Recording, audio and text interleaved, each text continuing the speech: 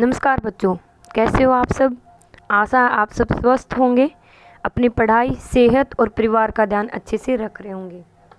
कल की जो वीडियो थी उस वीडियो में हमने कंपोजिशन ऑफ फोल्ड के बारे में पढ़ा था। अगर आपको याद हो, एंटीक्लाइन क्या होता है, सिंक्लाइन क्या होता है, फोल्ड क्या होती है, फोल्ड की भुजाएं क्या होती है, एक बार आपको याद करवा देती हूँ। कल हमने जिसके बारे में पढ़ा था, कल हमने ये वाले पढ़े थे। इसमें हमने एंटीक्लाइन सिंक्लाइन के बारे में पढ़ा था। सबसे पहले ये जो फोल्ड बनते हैं, सिंपल जो फोल्ड होते हैं, ये एंटीक्लाइन बताया था मैंने, ये सिंक्लाइन बताया था। ठीक है, एंटीक्लाइन और सिंक्लाइन को अपनीति और अभिनीति, अप क्या है ऊपर और अभी क्या है नीचे, एक इसके बारे में बताया था। अक्षीय तल के बारे में बताया था।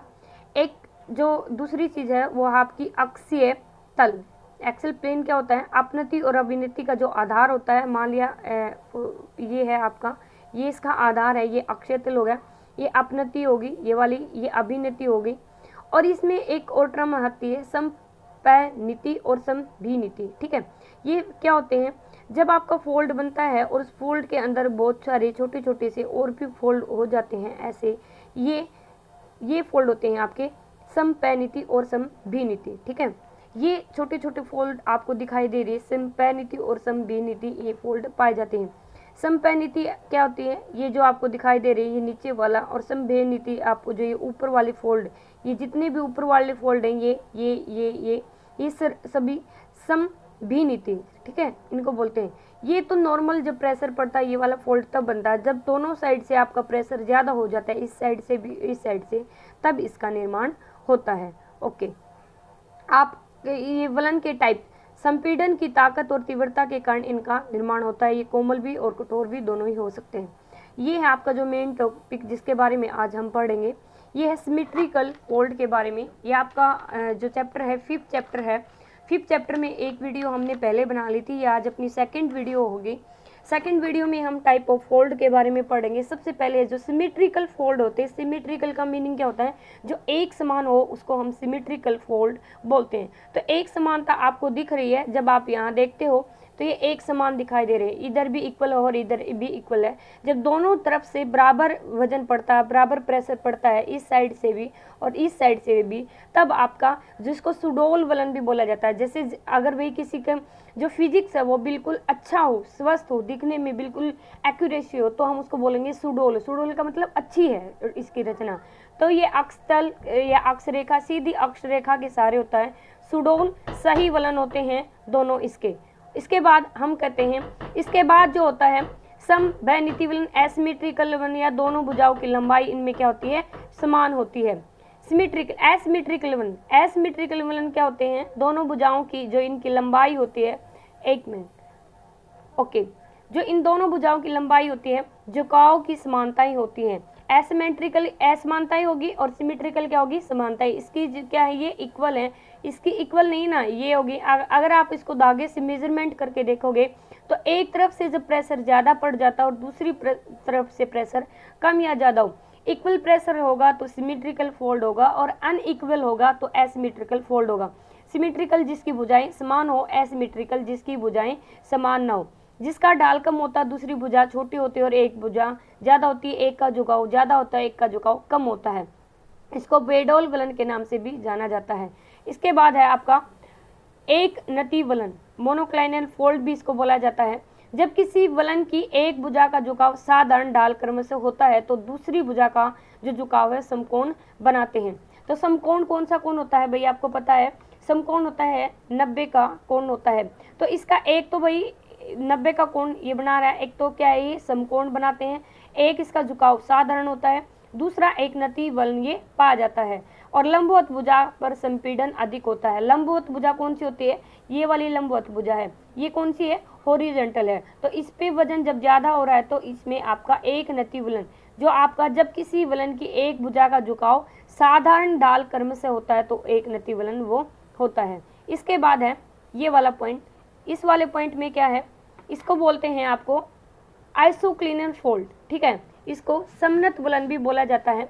जब किसी वलन का आमने सामने था, दोनों ही ओर से संपीड़न की तीव्रता क्या हो, बराबर, और दोनों भुजाएं समान रूप से झुककर एक दूसरे के इतने करीब आ जाएं कि समानांतर हो जाए। बिल्कुल समानांतर है भाई, ये बिल्कुल समानांतर है। एसिक्लिनल फोल्ड जब भूखंड के दोनों ओर संपीड़न की तीव्रता इक्वल हो, यहाँ से भी इतना ही संपीड़न लग रहा है और यहाँ भी संपीड़न इतना ही लग रहा है।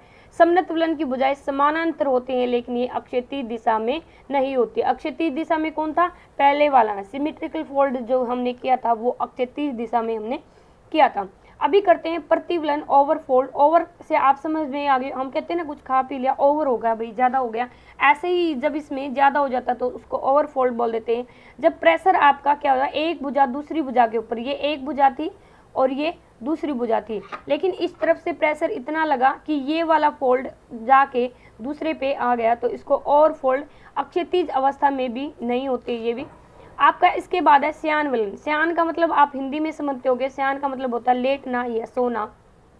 जब अधिक संपीड़न के कारण एक के ऊपर दूसरी भुजा ऐसे लगती है जैसे वो उसके ऊपर लेटी हुई हो, है ना। ये था एक, ये इतना ज़्यादा फोल्ड हो गया कि दूसरा फोल्ड ऐसे नज़र आता है। ये ऐसे बनने वाले फोल्ड थे और ये ऐसे जाके इसके ऊपर ऐसे लेटा हुआ प्रतीत होता है, उसको श्यान वलन कहते हैं।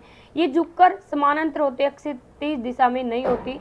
ऐसे लगता है कि जैसे भुजा टूटी हुई सी इसमें प्रतीत होती, जैसे टूट के दूसरी जगह पे चली गई है। इसके बाद है ओवर थ्रस्ट फोल्ड बोला जाता है। इसके बाद जो 7वां वलन है, इसमें संपीड़न जब अत्यधिक हो जाता, ओवर थ्रस्ट ऐसे होता है।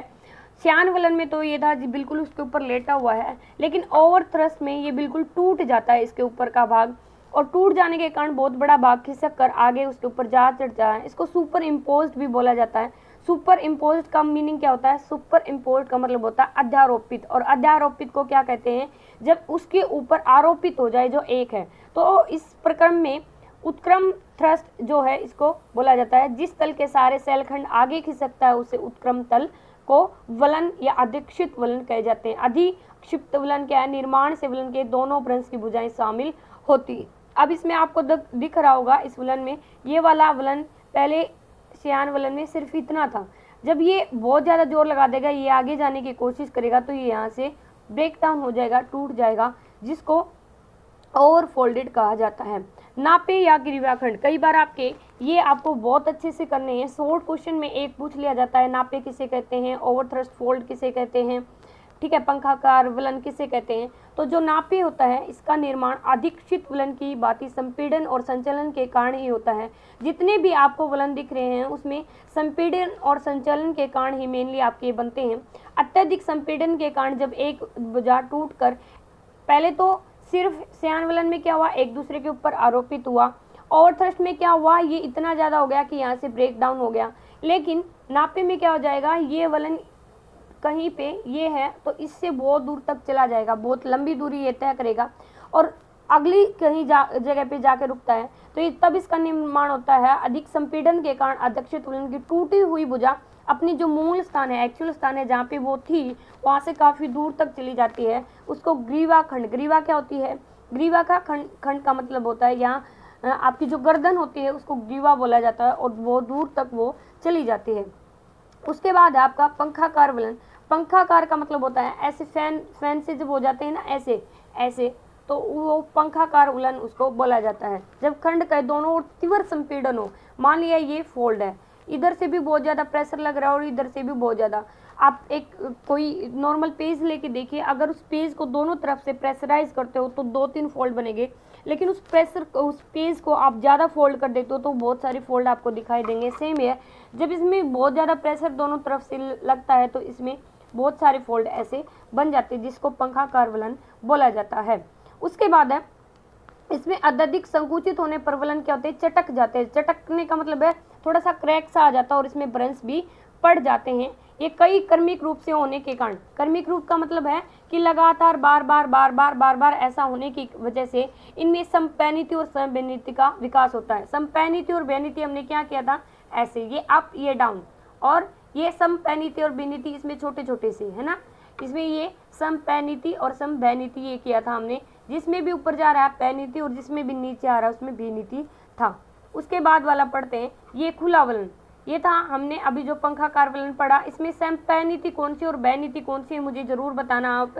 ये वाली समपैनिति और ये नीचे वाली समबैनिति। ओपन फोल्ड का था जिसकी भुजाएं 90 डिग्री से कम हो वो तो हो गया बंद वलन, और जिसका 90 डिग्री से ज़्यादा हो वो हो गया आपका 90 डिग्री से अधिक होता है और 180 डिग्री से कम होता है, उसको खुला वलन बोला जाता है। वलन को इसको खुला वलन या ओपन फोल्ड भी बोल देते हैं। सामान्य संपीड़न के कारण अब ये क्यों बनता है हम देखते हैं। जब सामान्य संपीड़न में हमने अब तक तो ये देखा था कि जब दोनों तरफ से प्रेशर ज़्यादा पड़ता है तो या तो पंखाकार वलन बन रहे हैं या ओवर थ्रस्ट बन रहे हैं या नीपा बन रहे हैं या ग्रीवाखंड बन रहे हैं, ऐसा हुआ था। लेकिन जब प्रेशर कम हो जाए दोनों तरफ से तो क्या होता है, जब कम प्रेशर हो गया तो आपका ये अधिक कोण, इसे वलन खुला वलन भी कहते हैं। बंद वलन में कहता है किसी वलन की दोनों भुजाओं का जो कोण होता है न्यून कोण एक्यूट एंगल होता है, उसे बंद वलन कहते हैं। अब इनके बीच में आप देख रहे हो गैप कम है और ऊपर वाले के गैप ज़्यादा है। ये 90 डिग्री से तो क्या है अधिक है और 180 डिग्री से कम है। 180 डिग्री का तो आपको पता है बिल्कुल ही ये वाला हो जाएगा, ठीक है। तो लेकिन आज 180 डिग्री से थोड़ा सा कम है और 90 जो डिग्री होती है उससे अधिक है। और बंद वलन क्या हो जाएगा, बंद वलन में क्या हो जाएगा, न्यून कोण होता है उसे बंद वलन कहते हैं। बंद वलन ज़्यादा संपीड़न होने से बनते हैं। अब इधर दोनों साइड प्रेशर कम लगा तो ये खुला बन गया, और इधर दोनों साइड प्रेशर ज़्यादा लगता तो ये और भी फोल्ड इसमें आ जाते और वो कौन सा बन जाता आपका बंद वलन का निर्माण होता। ये अब तक हमने वलन के बारे में जाना। अब जानते हैं हम भ्रंश के बारे में। भ्रंश क्या होती हैं। जो चट्टानों के सामान्य रूप से टूटना है उसे भूसंचरण नहीं होता, विभंजन होता है। फ्रैक्चर जानते हो क्या होता है, हड्डी का फ्रैक्चर तो जानते होगे, जब उसमें क्रैक्स आ जाते हैं। सेम आपकी जो लैंड मास है उसमें जब भी कोई क्रैक्स आ जाते हैं, फ्रैक्चर आ जाते हैं या विभंजन तल फोल्ड तल के सारे ऊपर नीचे विस्थापित हो जाता है तो वही इसे भ्रंश कहते हैं। भ्रंशन के भूसंचरण अनिवार्य है। ऑर्थर होम्स ने एक डेफिनेशन दी थी, जिस डेफिनेशन में उन्होंने कहा था, ये डेफिनेशन है मैं आपको स्क्रीन पे दिखा रही हूँ, जिसमें उसने बोला था कि विभंजन तल के सहारे अपेक्षित रूप से चट्टानों के ऊपर नीचे विस्थापित होने का, ऊपर नीचे अप एंड डाउन विस्थापित हो जाने की वजह से ये आपका भ्रंश तल का निर्माण होता है। या तो इसमें दरार आ जाए या इसमें फ्रैक्चर जो भी है भूखंड के एक भाग के सहारे अपेक्षा सरक जाता है। अब बात करते हैं विभंग तल अथवा भ्रंश तल के बारे में। जो फॉल्ट प्लेन है, जिस तय तल के सारे चट्टानों का संचलन होने से स्थानांतरण होता है उसे भ्रंश तल कहा जाता है। भ्रंश तल अक्षैतिज या लंबवत हुआ करते हैं। अक्षैतिज क्या है, ये आपका कोई लैंड मास है, ये आपका कोई लैंड मास है। इस लैंड मास में या तो ये पार्ट टूट कर ऊपर चला जाएगा या ये पार्ट आपका खिसक कर नीचे आ जाएगा, या फिर दोनों एक दूसरे से दूर चले जाएंगे, डाइवर्जेंस होगा, या फिर दोनों एक दूसरे के पास आ जाएंगे, कन्वर्जेंस होगा। कन्वर्जेंस होगा तो संपीड़न होगा, ठीक है, और डाइवर्जेंस होगा तो विखंडन होगा। अप एंड डाउन जाएंगे तो उसमें अलग अलग आकृति बनेंगी। विभंग तल या भ्रंश तल किसे कहते हैं, जिस भी तल के सारे आपके संचालन होता है, मूवमेंट होती है। मान लिया ये मैंने अभी एक बनाया था, ये वाला बनाया था, इसके सारे या तो ऊपर जा रहा है या नीचे जा रहा है या इधर जा रहा है, जिसके सारे भी मूवमेंट होती है उसको विभंजन तल या भ्रंश तल कहा जाता है। भ्रंशनति क्या होता है, भ्रंश या अक्षैतिज तल के कारण कोण को भ्रंशनति कहते हैं। भ्रंश अक्षैतिज तल के मध्य के कोण को भ्रंशनति कहती है। अक्षैतिज तल था, इसके ऊपर 90 डिग्री का कोण बना, 180 का बना, एक्यूट बना, न्यून बना, कोई भी एंगल बनता है वो उसका जिस भी एंगल पे वो डटता है वो आपका नति या कोण होता है। उसके बाद ये आपसे पूछे जाते हैं उत्क्षिप्त या ऊपरी खंड। नाम से ही प्रतीत हो रहा ऊपरी खंड ये हो गया। आप देखोगे ये ऊपर उठा हुआ है, ये नीचे गया हुआ है, ये इसका एंगल है। जिस एंगल पे आपको 90 डिग्री से ज़्यादा दिख रहा होगा, अगर ये ऐसे बनता तो 90 डिग्री का होता, अगर ये ऐसे बनता तो 90 डिग्री से कम होता। तो इसके बीच का एंगल हमें पता लगता है कि ये कितने डिग्री का है। ये उत्क्षिप्त का मतलब होता है, उत्क्षेपित का मतलब होता है खड़ा हुआ, ऊपर का भाग ये हो गया ऊपर वाला। अध का मतलब हो गया डाउन, ठीक है, अधोमुखी गिरा ऐसे बोलते हैं ना हम, तो अध का मतलब क्या हो गया, डाउन खिसक के भाग नीचे की तरफ जब चला जाता है उसको ये बोला जाता है। पाद बीती, ये बीती जिसके सारे आप जा रहे हो। सर्स बीती ये ऊपर वाली है, पाद नीचे वाली है, कोण ये आपका 50 डिग्री का दिखा रहा है।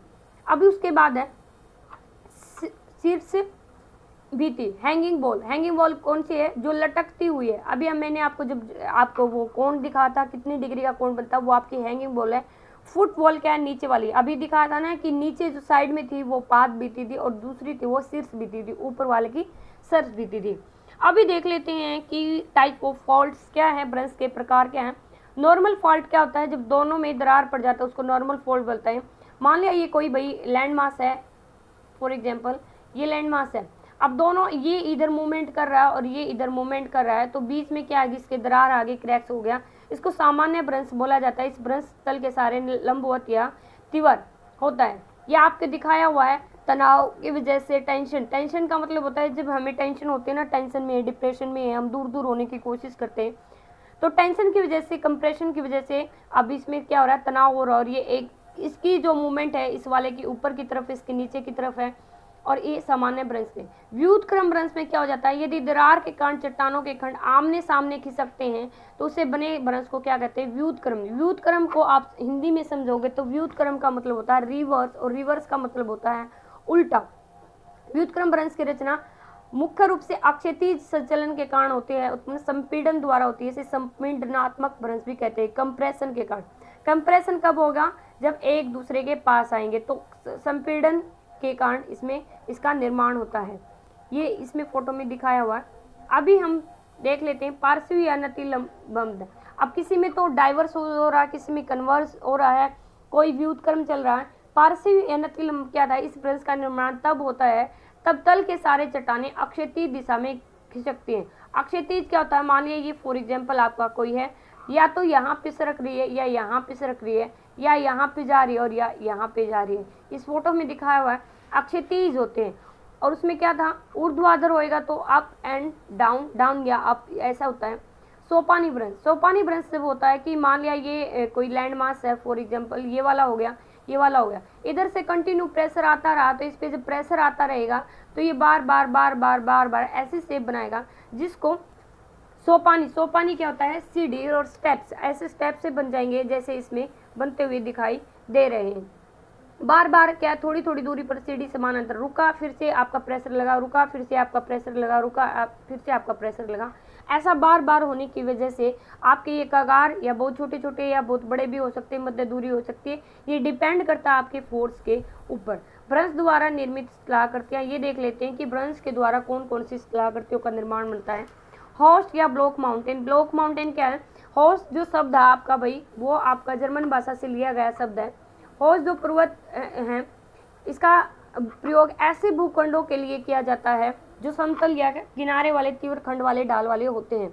आपको जो ये फोटो में दिख रहा है ये होस्ट है, इसमें क्या हो रहा है, अध्यक्षित खंड है। एक तो ये आपका ये नीचे जा रहा है, ये ऊपर डटा रहता है, और एक नीचे दरार घाटी है।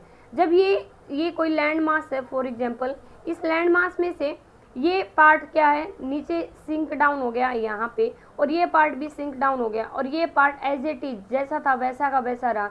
तो ये सारी चीज़ क्या है, नीचे आ गई, ये भी नीचे आ गई, और ये ऐसे के ऐसे रहा।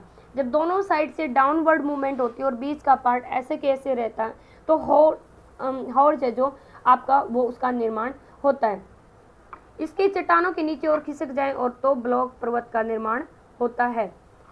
जर्मनी का ब्लैक फॉरेस्ट और वॉसेज इसका एग्जाम्पल है। आपसे नेट के एग्जाम में भी ऐसे क्वेश्चन पूछे जाते हैं कि जो ब्लॉक माउंटेन है उसका एग्जाम्पल दिए, होस्ट का एग्जाम्पल दिए, इंडिया में कहाँ पाए जाते हैं।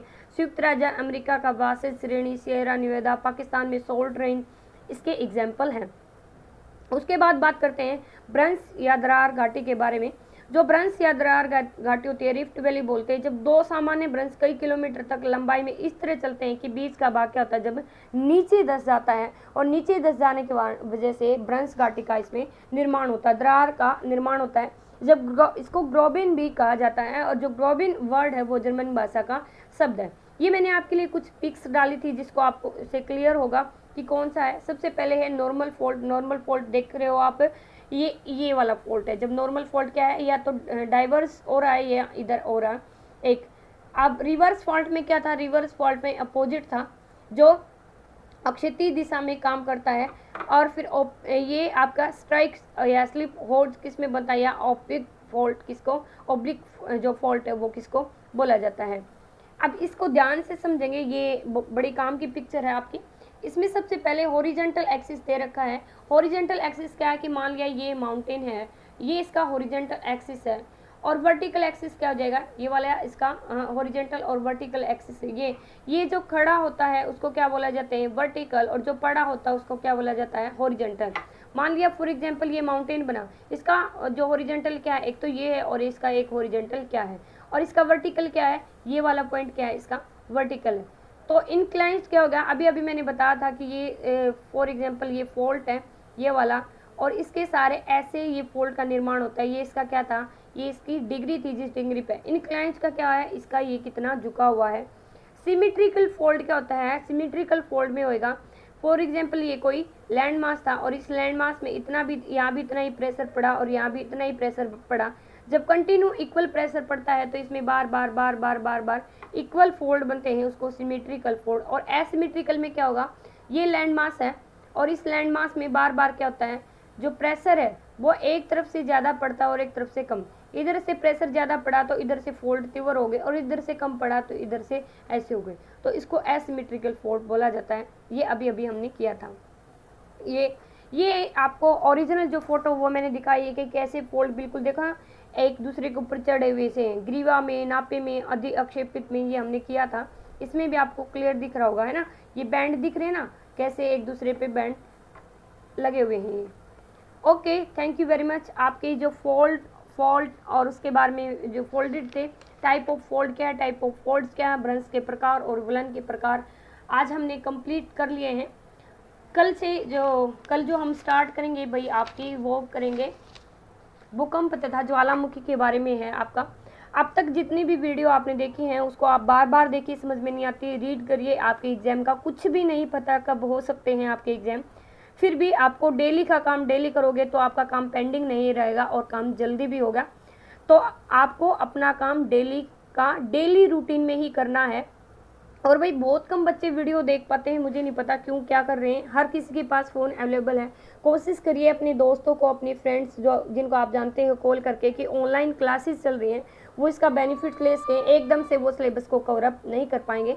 Thank you very much. जय हिंद, जय भारत।